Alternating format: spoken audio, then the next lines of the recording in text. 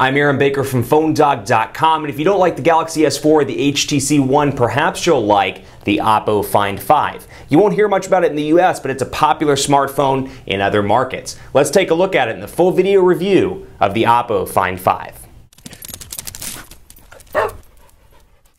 It's hard to find in the US, but the Oppo Find 5, the name at least, is a known name in the United States, but it's not known for smartphones. Oppo is known for Blu-ray players in the US, but they do some smartphones. This one fresh in from China, so special thanks to our friends at Oppo. The PR team was kind enough to send over an Oppo Find 5, which has been a much talked about device from some of the trade shows, but we haven't had our hands on with it until now. Special thanks to them. Oppo Find 5, you can find it in certain markets and it packs some decent specifications. Really a beautiful device all around with a 5-inch display, which I think for a lot of devices, Galaxy S4, obviously this device, the Droid DNA, 5 inches is a nice spot between, hey, 4.7 being too small and 5.5 being entirely too big. So it's one of those phones that's still very pocketable. You can fit it in your pocket and it doesn't feel like a brick or anything abnormally big, but then you can fit it in without it being a giant tablet phone like the Galaxy Note 2 or the LG Optimus G Pro. I want to jump back for just a second though before we get into the full review and thank our partners at Best Buy Mobile. They give us devices, not the Find 5, but very similar devices, phones like the S4, the HTC One,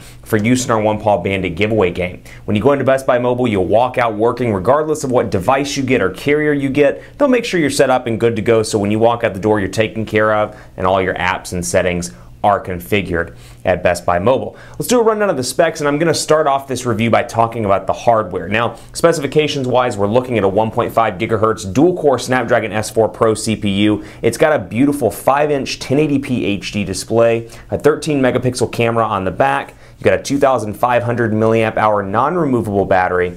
And then you've got this really unique combination of ports and buttons, at least the placement, I should say, of those ports and buttons. 2 gigabytes of RAM, Android 4.1 out of the box with Oppo's custom user interface. Now, one thing I have to give them huge props for, the fact that they're doing OTA updates every couple of weeks. So this phone's going to get over-the-air updates every few weeks. It's been getting those, and hopefully the Project Firefly update will come out very soon, which we've seen in some documentations on the internet. I say that like such an old man. Documentations on the internet.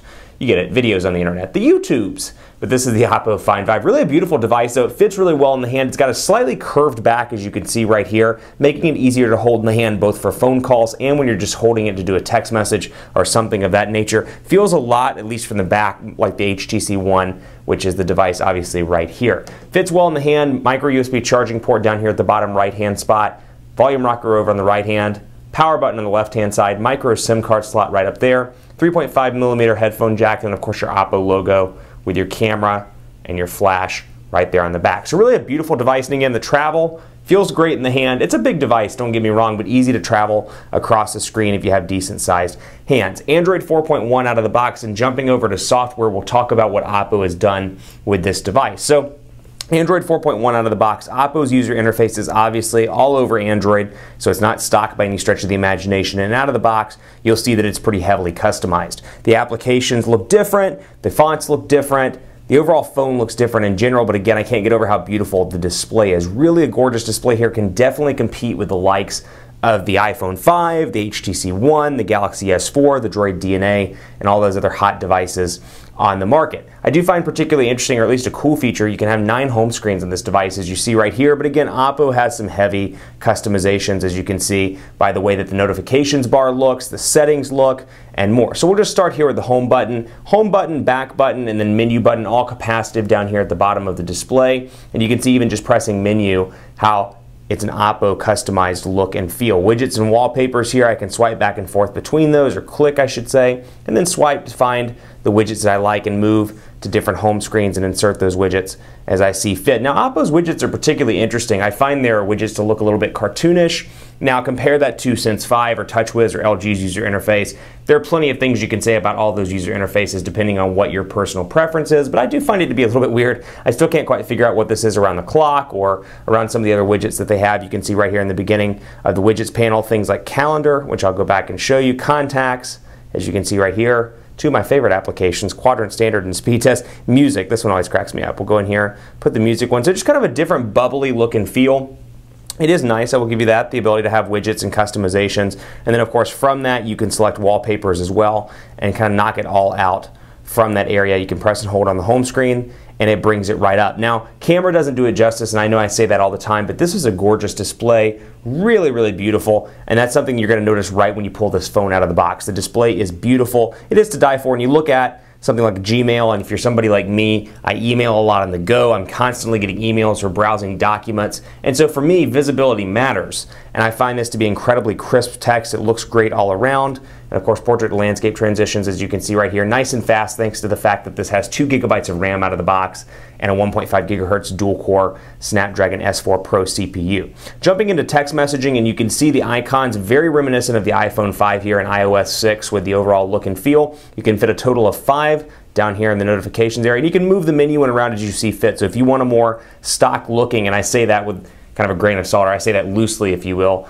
as stock as you can get, because this is not anywhere near stock Android, put the home button in the middle there, for example, and you can click. If you want more of a Samsung look and feel, you can bring the menu button over here as you see fit. But again, very cartoonish. I did find this particularly interesting as well. Take a look at applications that come out of the box like calendar and contacts. You'll notice the icons themselves are much bigger, and I'll bring it over here so you can take a look and see what I'm talking about with contacts and calendar. Very big icons, but then you scroll over here to quadrant standard and speed test, and you'll notice the gray gradient behind the icons because they're not quite big enough. So for standardization purposes, they make those slightly larger to go along with the Oppo stuff that you get out of the box. So you've got that. That's kind of an interesting feature. And then over here, a test text messaging thread. Say that 3 times fast on camera. I actually did a pretty good job with that. Text messaging. Text messaging. I can't say it. Now that I'm trying to say it, I'm having trouble saying it.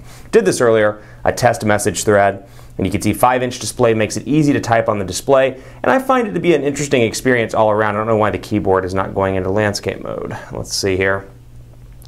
Thought we had this. Yeah, rotation is turned on. Not quite sure why it's doing that.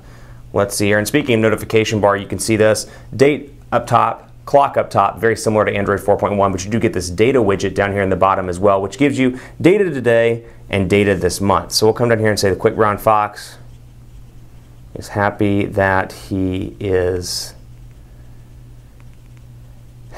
gotten some sleep.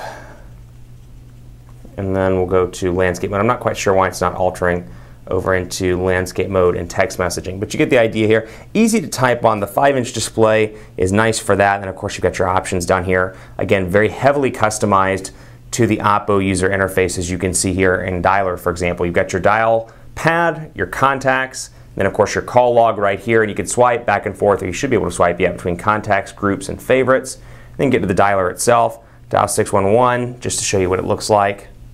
And then you've got your wallpaper in the background, and of course your number up top, and I can throw it into speaker pretty easily.